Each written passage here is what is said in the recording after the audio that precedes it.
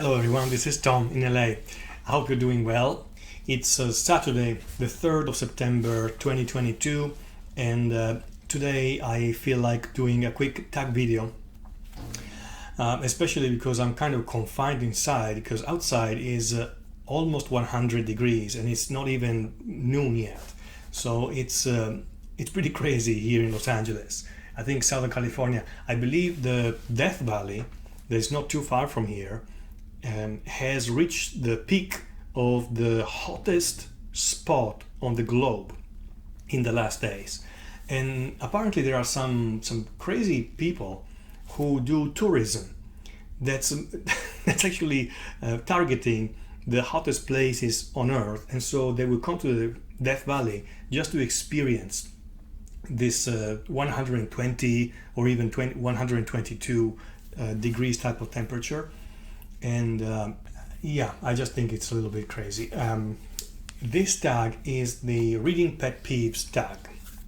I was tagged by Alan at Big and Hard Books and Classics, and I also have another tag that he's done recently that I will follow up with. But this one is an interesting one because it opens up so many interesting discussions, and I've seen the people who've done it go in many different directions. So let's jump right into it. Problem number one: do you use or read along with audiobooks? In fact, I do, and I would say fairly eclectic with my reading. I do use any type of device that I can.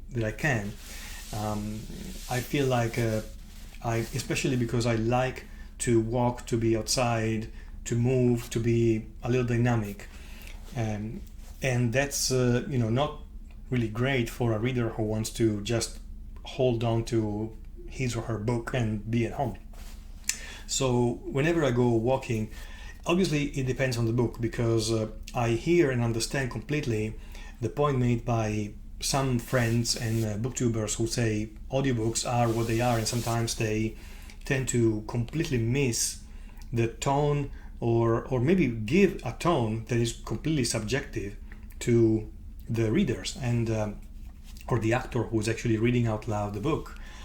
In my experience, this does happen, and I feel like I am sensitive to that difference, especially the difference between what the author's voice would sound like in my head and the recitation of maybe the actor or the different actors or readers who are reading the audiobook. So it really depends on the type of book. The ones that I feel like I've been able to read without many problems, audiobooks, which is, maybe read is not the right verb, to listen to, are generally non-fiction books, where it's almost like listening to a conference.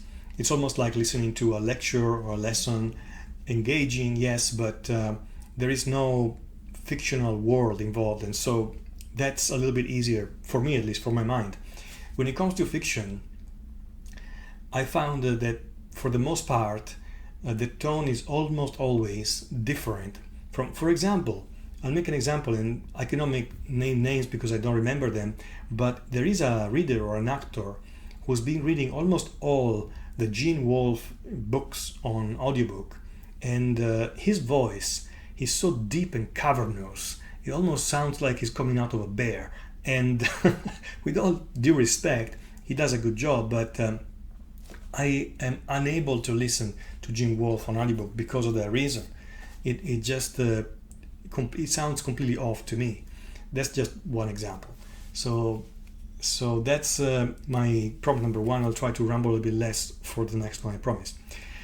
Number two, do you utilize your local library? I do utilize my local library.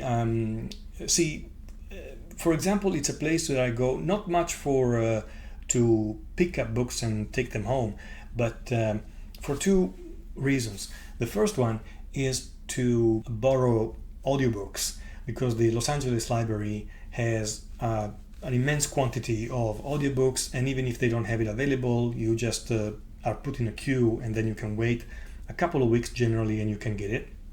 So that works fantastically well. And then my local library in my, let's say, district here in Los Angeles, I used to go there physically if I want to have some complete quiet around me, as opposed to going to a coffee place or a bar where there's music and people around. I do enjoy the silence of the library to go and read there. So as an environment, I really value it, and it's great. Pro number 3, do you DNF books? Not very often at all, but sometimes I do, and it's not really a habit of mine. In fact, generally speaking, even if I really really dislike a book, I will read through it. Maybe a little bit quicker, but I will read through it. And so as a reader, I'm quite diligent, especially generally speaking, if I have purchased a book, I try to, let's say, do justice to that purchase and to that book and read it all, even before I come and make a video or go on Goodreads and write some quick opinion or thoughts about it. Prompt number 4, do you read multiple books at the same time? Yeah, I do. This is actually the fault of BookTube. It's your fault, because I think before joining BookTube I wasn't doing this much, but this is a byproduct of being part of this community of book obsessives, and it's completely my fault. Actually, it's completely my fault, but I do. I don't know. I don't see it as a great thing, especially when it comes to fiction, because a lot of the enjoyment of a really good fictional book is to be immersed. For me, to be really immersed completely in that particular world. And I don't have the ability to be fully immersed in two completely different worlds at the same time. So that's my personal preference. Prompt number 5. Do you make time or have a specific time in your day devoted to reading? Well, I generally have a Monday to Friday job, so the weekend is the best time for me, but the time for me would be the evening, and whenever I can, even on lunch breaks sometimes, when work is not too much and I can spend some time either walking around and listening to an audiobook or reading while having lunch, or this type of examples. Number 6, do you dog-ear books? It depends on the book, because really there are some books that I do dog-ear without any problem, and these are generally used science fiction books, which I love, by the way. One of the things that I love about secondhand science fiction books is how distinct they are, how much I've enjoyed so many of these little paperbacks, and the best of them are not modern. In fact, in my opinion, the best of them are from the golden era of science fiction, which is 50s, 60s, 70s, and I've come to, let's say, love even the specific smell of the used book, the glue and everything. So this smell reminds me of a paperback, reminds me of fantasy or science fiction, of fun, entertaining, and mind-expanding reading.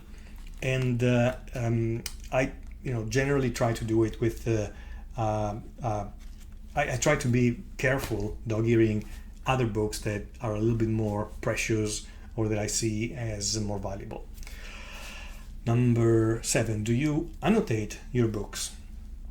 Yes, this is a sin, I confess. I annotate my books. I use a pencil to annotate them, and I try to not make a mess, but it doesn't matter what book it is, because I really don't have very precious books, let's say. I don't. Maybe I will in the future, but I really don't.